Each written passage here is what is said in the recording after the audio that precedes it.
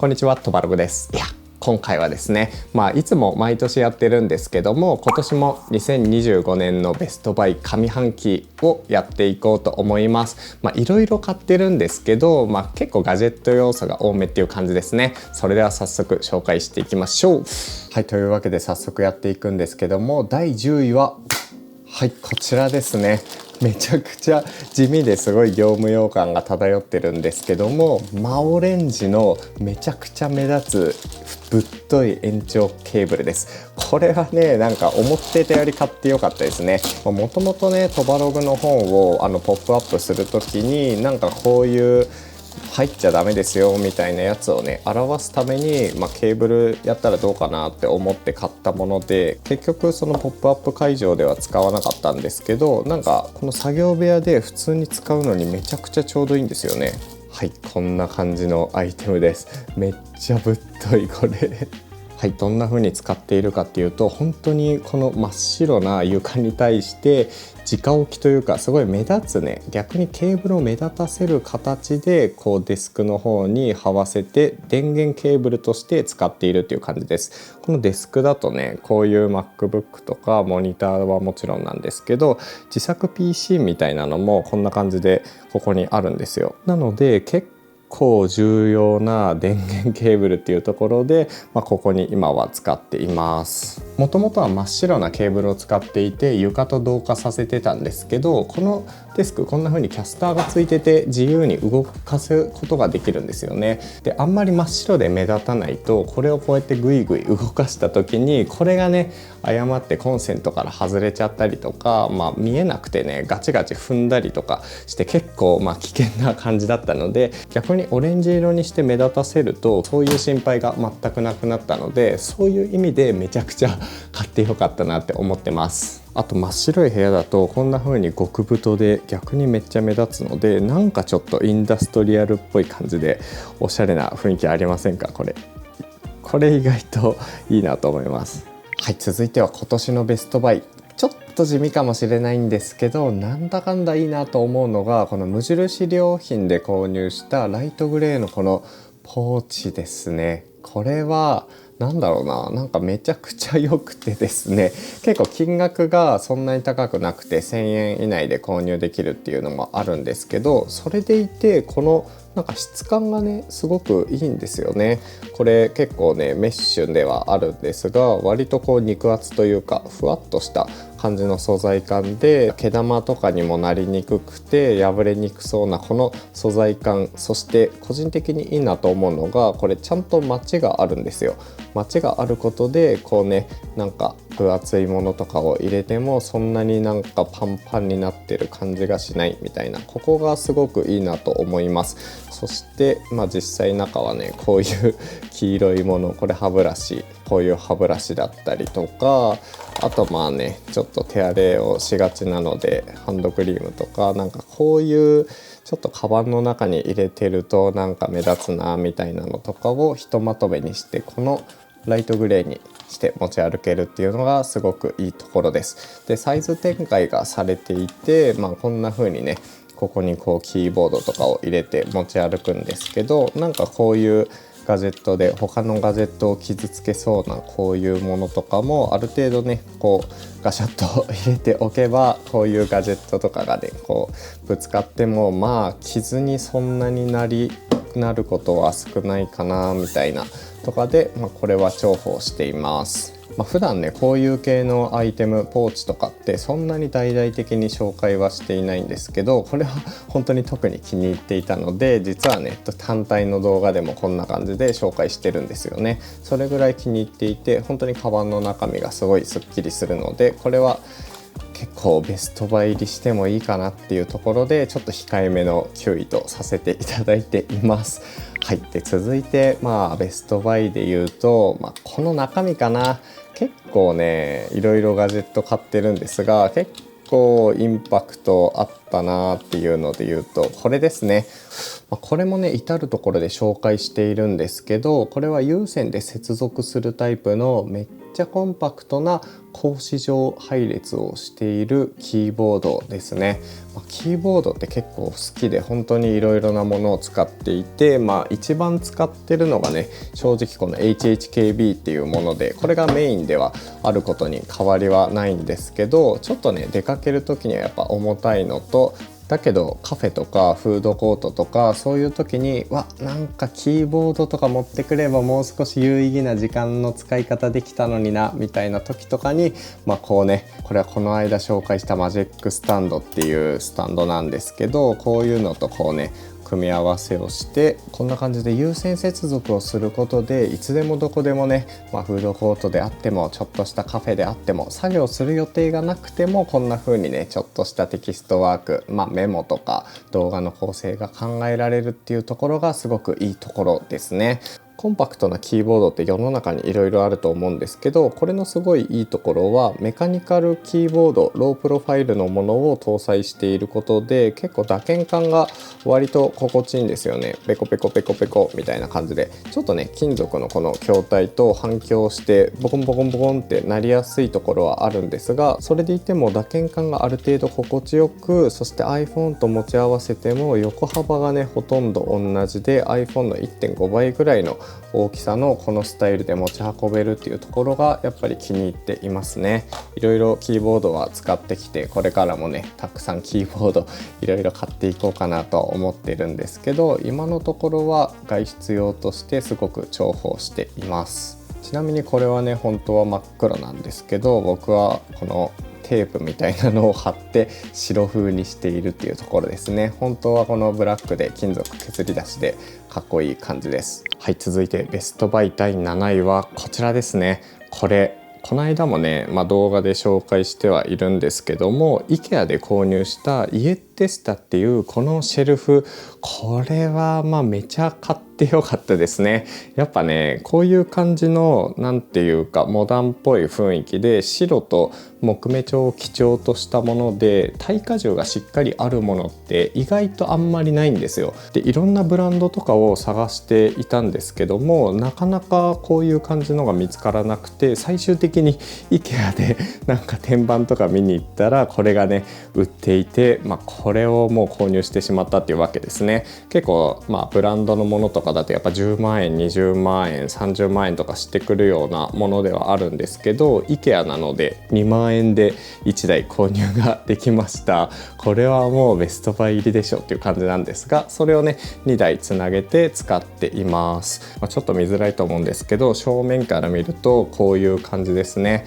壁掛けシェルフと一緒にこうセットで組み合わせて使ってるんですけど、意外とこう殺風景な賃貸の壁が結構いい雰囲気にまとまってるんじゃないかなと思います。もともとはね本棚的なものが欲しいなと思ってたので、この下にはね本がずらーっとこういう風に並んでいて、普段読んでいる本とかなんかよくねこう動画とかちょっとしたものづくりとかクリエイティブ系の作業とかで使うような、なんか参考にするような本とかをたくさん一番下には並べていて、あとはここの段はよく使っている系のカメラ機材、なんか物撮りとかはねこのハッセルブラッドとか使っているし、三脚とかはねよくこう付け替えて使っているので、三脚たちがここに眠っています。一番なんか取り出しやすいし、ちょっとね目立たないんで結構いいんですよね。で一番上はちょっとねよく見えるんで、ゲームとか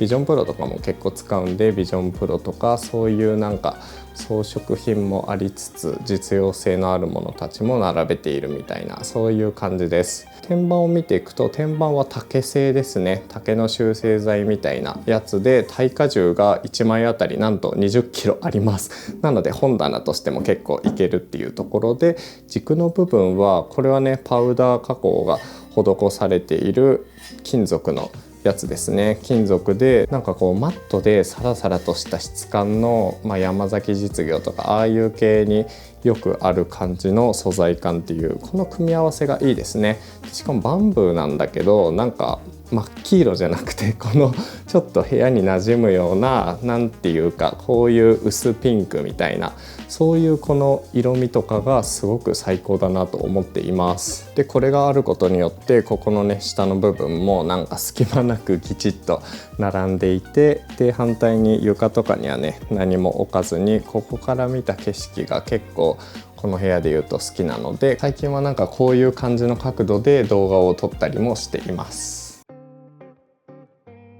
はい、続いてのベストバイは、これは入ってくるかなっていうところで、Surface Pro の12インチはベストバイ入りしたいと思います。これ何がいいのかっていうと、いろいろ動画でも紹介してるんですが、このサイズちょっとねこれ iPad 手元にあるんですけど iPad のこの11インチにマジックキーボードをつけたこのサイズと重さとねだいたい同じ感じなんですよ。それでいて、フルのね普通に動く Windows 11 Home を搭載しているっていうところが、すごくね使い勝手のいい PC だと思います。本体の重さはね iPad の方が軽いんですけど、こうやってねキーボード付きでケースに入れてるとだいたい同じぐらいなんですよね。本当に 50g の差があるかないかぐらいで、普通の Windows PC が持ち歩けるっていうところで、最近は結構 AI 系のツールだったりクリエイティブ系でも割と本を作ったり、あと写真をね綺麗に編集するソフトだったり iPad とか iOS では使えないようなね PC のソフトを扱うことも割と増えていたので、そういう PC を本当にこの iPad 感覚でこの小さいサイズ感でこんな風にね本とかを持ってバックパックじゃなくてトートとかにこうすっぽりとね入れて持ち運べるみたいなこの気軽さがすごくちょうどいいです。あとはペンも備わっているのでちょっとしたメモを書いたりとか iPad と PC の間みたいな感じで気軽に持っていけるのがすごくいい感じに使えています。欲を言えばね軽い動画編集ぐらいならこれでできたら本当にVlog 撮ってその場で軽く編集できるなと思ってたので、そこがねちょっと難しいっていうのは残念なんですけど、とはいえこのサイズでいつでも持ち運べる Windows PC 結構唯一無二感があるので、これはね本当に買ってよかったなと思ってます。詳しくはねこちらの動画でも話しているのでチェックしてみてください。はい、続いて第5位なんですけども、第5位はこちらですね。これハーマンミラーで購入したイギリスの CBS っていうところが作っているこのモニターアームフロー、めちゃくちゃいいです。これはですね、正直すごいこのデスクトップの環境が大きく変わった一つの要因で、結構ねトバログの動画もこんな感じで公開してるんですけど、このいつも使ってるモニターアーム何ですかとか言ってもらえるほどね結構アイコニックなものになっていてめっちゃ買ってよかったです。結構ねこういうモニターアームって、こっちのモニターをつけるためのアームっていうパターンが多いと思っていて、このねモニターアームももちろんそういう用途で使われるものなんですが、これすごくいいのがこのラップトップマウントが売られてるんですよ、専用のもの。これちょっとここからお見せするんですけど、これもね真っ白いタイプのもので、かなりこのアームの部分と天板のこの部分がすごくマッチしていて、そこのね相性がかなりいいなっていう気がしています。今までこんな感じで置いていたところが、よいしょ、このねモニターアームを導入することで、よいしょ、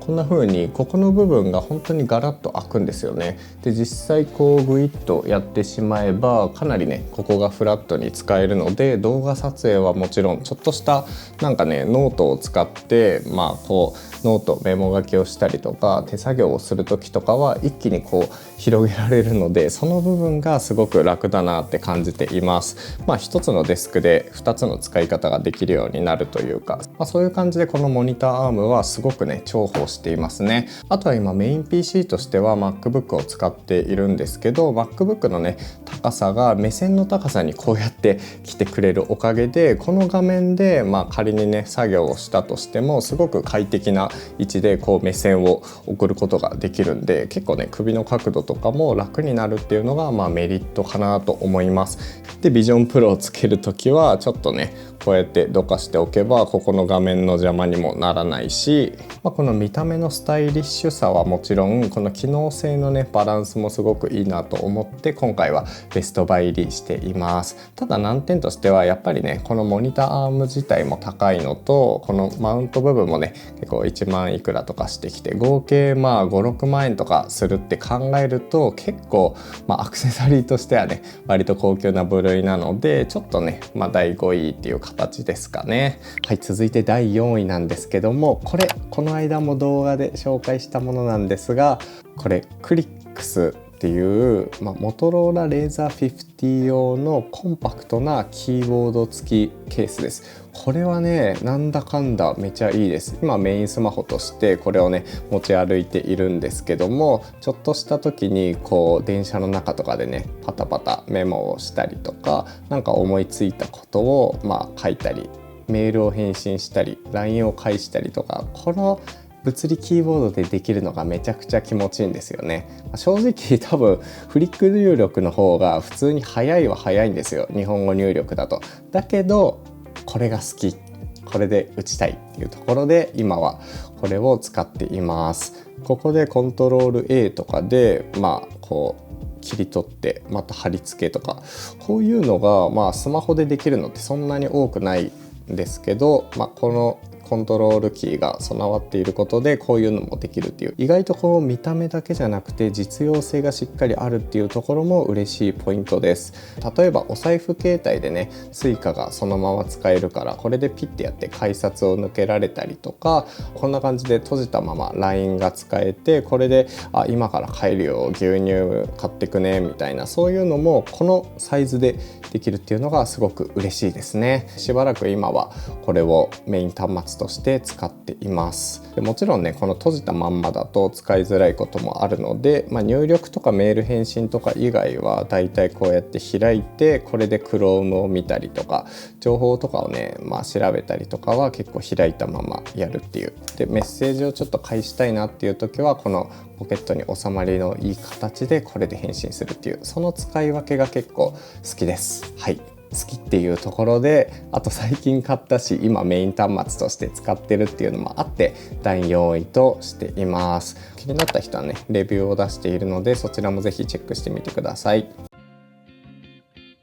はい、続いてこちらですね。これはレオフォトのギア雲台っていう、この上にカメラを載せて使う縁の下の力持ち的なやつなんですけど、これは本当に買ってよかったです。カメラ好き以外にはね本当に何のアイテムなんだろうみたいな、全然もう必要のない情報かもしれないんですけど、この雲台何がすごいかっていうと、めっちゃ細かく微調整できるんですよ、角度が。これ普通の雲台なんですけど、普通の雲台の場合だとこうやって縦横無尽にね、人を撮ったりスポーツを撮ったりいろいろな角度で動かせるっていうのはすごくメリットなんですけど、一方で建物をすごく水平をきれいに撮って撮影するとか、物撮りでね、斜めにならないようにしっかりと0.1 度とかそういう単位でしっかり固定するっていうのにはちょっと向かないんですよね。できなくはないんですけど、すごく微調整が大変というか、このぐらいの位置でちょっとねやっていくのが大変なんですが、このギア雲台だと縦横無尽に動くのは難しいけど、ダイヤルでね、わかります？めっちゃ細かくこの角度とかこのね Y 軸 X 軸のこの角度をすごくつけやすいんですよね。これでパースを例えばちょっとくるって回しただけで、ここが一番気持ちいいみたいなところにねすぐにいける。そしてかなり正確にしっかりとね固定してくれるので、途中で重くて滑っちゃうみたいなとかもないから、この辺がめちゃくちゃ使いやすいなと思いました。今年の5月ぐらいにトバログペーパーっていう自分のね持ち物をすごくいい感じに写真を撮ってガジェットのエッセイを紹介するっていう本を作っているんですけども、そこでね撮影している時に結構物撮り大変だったんですよね。でいろいろ調べたらギア雲台っていうのが結構良さそうだっていうので買ってみたところ、こんな感じでもうこれカメラの上に水平器をつけているんですが、この水平器的にこんなに微調整しながら角度を合わせられる。そして出てきた写真も結構ちゃんとねいい感じに、素人ながらすごく綺麗に撮れているなっていう印象なので、そういうのがめっちゃしやすくなるっていう、ギア雲台です。っていう感じで圧倒的に物撮りもルームツアーの写真とかもそういうのも全てねこれで撮影がしやすくなったので、これは本当にトバログ的にベストバイ入り確定しています。はい、続いて上半期ベストバイ第2位なんですけども、第2位はこちらですね。 TCL の NEXT フレームっていうこの壁掛けテレビはめちゃくちゃ買ってよかったです。レビューでねこんな感じで紹介していて、実際どうなのとかどんなところがいいの残念なのみたいなポイントを紹介してるんですけど、やっぱ一番いいのはすごく生活に馴染みます。結構今まではね大きいテレビを使っていて、それでねちょっとしたウォールスタンドみたいな壁掛け賃貸でもできるやつ使ってたんですけど、それよりも圧倒的にこの部屋の違和感がない、部屋にすごい馴染む感じがありますね。我が家のリビングは結構狭くて、テレビを置くとねガッとせり出して有効スペースが消えてしまうんですが、これだったら壁掛けでできるし、その下にちょっとしたね、こういう棚とかを置くことですごく馴染んでくれる。そこがめちゃくちゃ買ってよかったと思っています。最初購入した時はこんな感じで壁掛けの絵をねこういう風に写しておいて、テレビとして使わない時もフレームっぽく使えたらいいなとか、そういう感じで購入はしてるんですけど、正直この機能自体はほぼ使っていません。でもこうやってね動画をリビングで撮影する時とかはアートっぽいような雰囲気でなっているし、電源をね消している時よりも圧倒的にかっこよさが増すので、そういう時には機能として使ってるんですが、やっぱり電磁波じゃないけどディスプレイが発する特有の熱みたいなのはすごい感じるので、基本的にこのねリビングでテレビを見ない時は消しているっていう感じですね。でテレビとしての機能も、発色がめちゃくちゃいいっていうわけではないんですけど、それでもね映像コンテンツをこうやってリビングにいる時にこういうのを見るとかだったら全然問題ないし、音質もそれなりに綺麗に聞こえるので、その辺のね使い勝手の良さとリビングに置いた時のこの一体感みたいなところがすごい気に入ってるポイントです。この家本当にねテレビの置き場所悩んでたんですけど、これを壁掛けすることで本当にすっきりとねあらゆることがカチカチカチッとパズルのピースをはめ込むように部屋ができてきたので、本当に買ってよかったなって感じですね。実は動画で紹介した頃から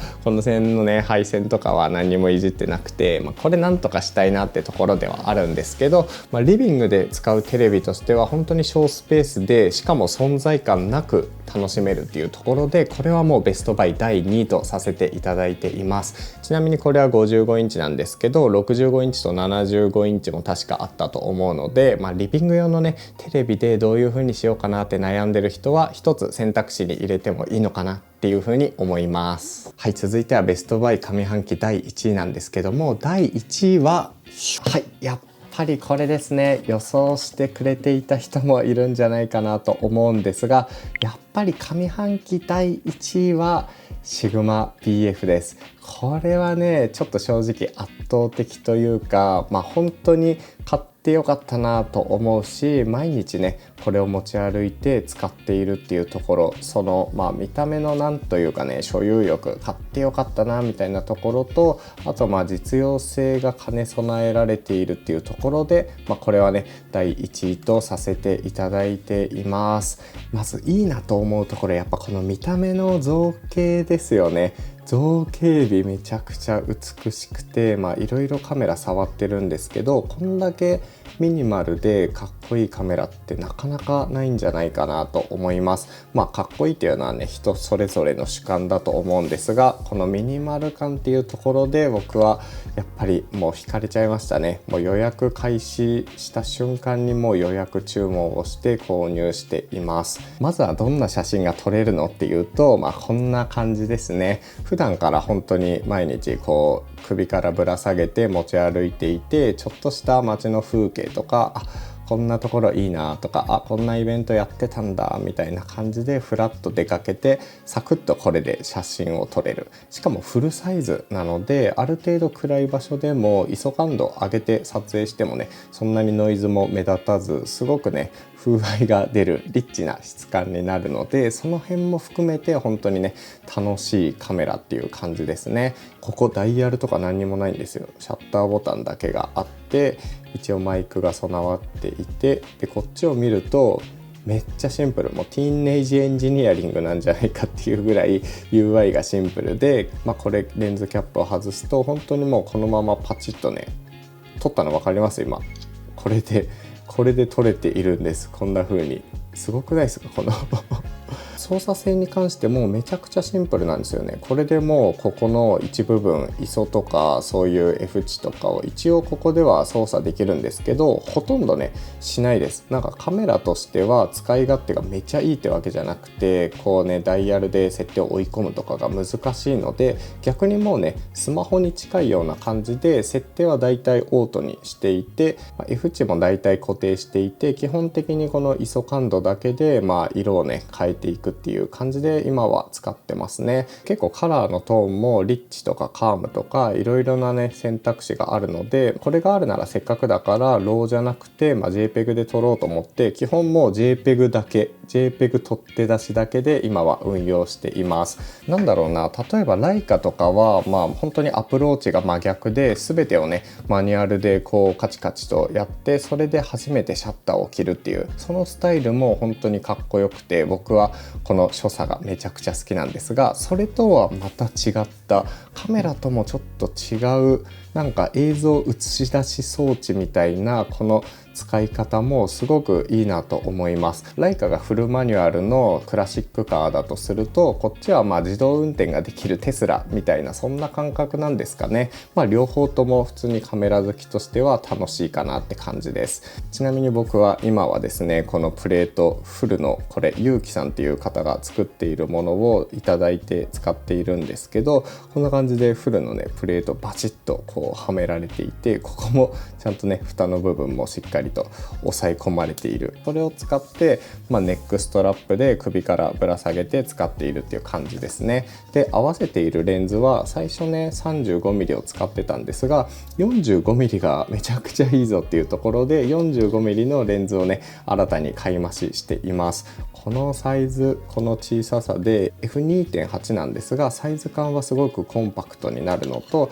あと焦点距離がめちゃくちゃ近いので日常的にはすごく使いやすいなと思ってます。で子供を撮る時とかも結構こう近くまでね寄ることができるので、こんな風にね子供の写真を撮ったりとか、あと新しいレンズではあるんですけど 2.8 の絞りを開放で撮るとふわっとしたちょっと情緒的な写真が撮れるっていうのも楽しくて、このセットアップで最近は持ち歩くことが多いですね。カメラってガジェットであると同時に割と身につけるものでもあるんですよね。装飾品的な一面もあって、アップルの AirPods Max をみんなぶら下げてるのと同じように、カメラ好きはね好きなカメラを